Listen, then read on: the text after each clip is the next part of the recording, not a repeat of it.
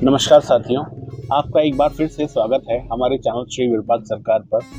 हम लोग श्रीमद् वाल्मीकि रामायण का पाठ कर रहे हैं, जिसमें आज बालकांड का द्वादश सर्ग अर्थात 12वां अध्याय प्रारंभ हो रहा है, जो है राजा का ऋषियों से यज्ञ कराने के लिए प्रस्ताव। ऋषियों का राजा को और राजा का मंत्रियों को यज्ञ की आवश्यक तैयारियां कराने के लिए आदेश देना। आइए प्रारंभ करते हैं। तदंतर बहुत समय बीत जाने के पश्चात परम मनोहर दोष रहित समय प्राप्त हुआ। उस समय बसंत ऋतु का आरंभ हुआ था। राजा दशरथ ने उसी शुभ समय में यज्ञ आरंभ करने का विचार किया। तत्पश्चात उन्होंने देवोपम कांति वाले विप्रवर ऋषिशृंग को मस्तक झुकाकर प्रणाम किया और वंश परंपरा की रक्षा के लिए पुत्र प्राप्ति के निर्मित यज्ञ कराने के उद्देश्य का उन्होंने वर्णन किया।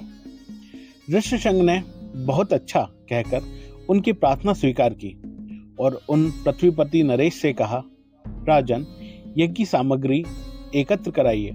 भूमंडल में भ्रमण के लिए आपका यज्ञ संबंधी अश्व छोड़ा जाए और सरयू के उत्तर तट पर यज्ञ भूमि का निर्माण करवाया जाए।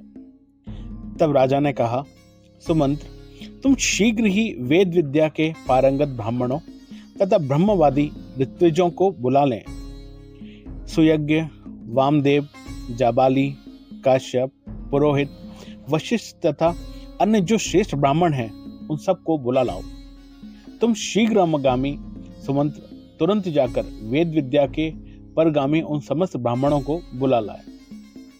धर्मात्मा राजा दशरथ ने उन सबका पूजन किया और उनसे धर्म तथा अर्थ से युक्त मधुर वचन कहे। महर्षियों, मैं पुत्र के लिए निरंतर ही संतप्त रहा हूँ। उसके बिना इस राज्य आदि से मुझे कोई सुख नहीं मिलता। अतः मैं यह विचार किया है कि पुत्र के लिए अश्वमेध यज्ञ का अनुष्ठान करूं।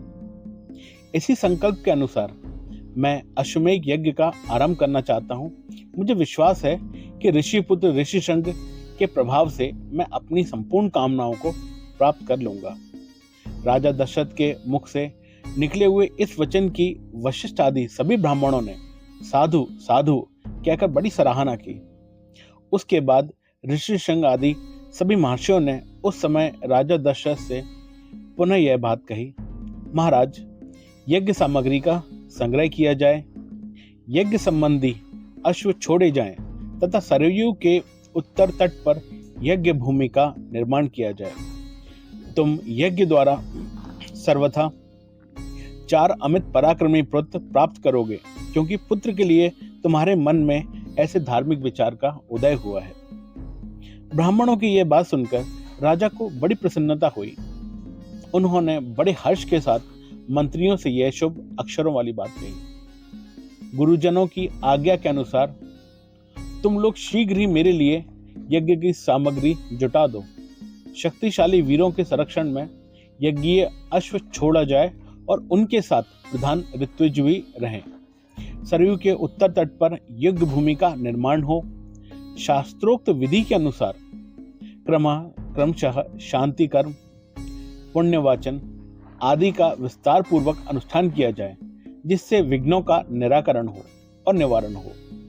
यदि इस श्रेष्ठ यज्ञ में कष्टप्रद अपराध बन जाने का भय ना हो तो सभी राजा इसका संपादन कर सकते हैं, परंतु ऐसा होना कठिन है, क्योंकि ये विद्वान ब्रह्म राक्षस यज्ञ में विघ्न डालने के लिए छिद्र ढूंढा करते हैं। विधिहीन यज्ञ का अनुष्ठान करने वाला यजमान तत्काल ही नष्ट हो जाता है। अतः मेरा यह यज्ञ जिस विधि पूर्वक संपूर्ण हो सके वैसा उपाय किया जाए।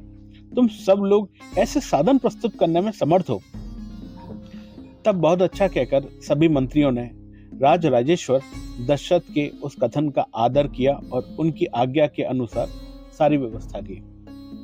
तत्पश्चात उन ब्राह्मणों ने भी धर्मज्ञ नृपश्रेष्ठ दशरथ की प्रशंसा की और उनकी आज्ञा पाकर सब जैसे आए थे वैसे ही चले गए। उन ब्राह्मणों के चले जाने पर मंत्रियों को भी विदा करके महाबुद्धिमान नरेश अपने महल में गए। इस प्रकार श्रीमद् वाल्मीकि निर्मित 8 रामायण आदि काव्य के बालकांड में 12वां सर्ग पूरा हुआ। जय श्री राम। ओम नमः शिवाय।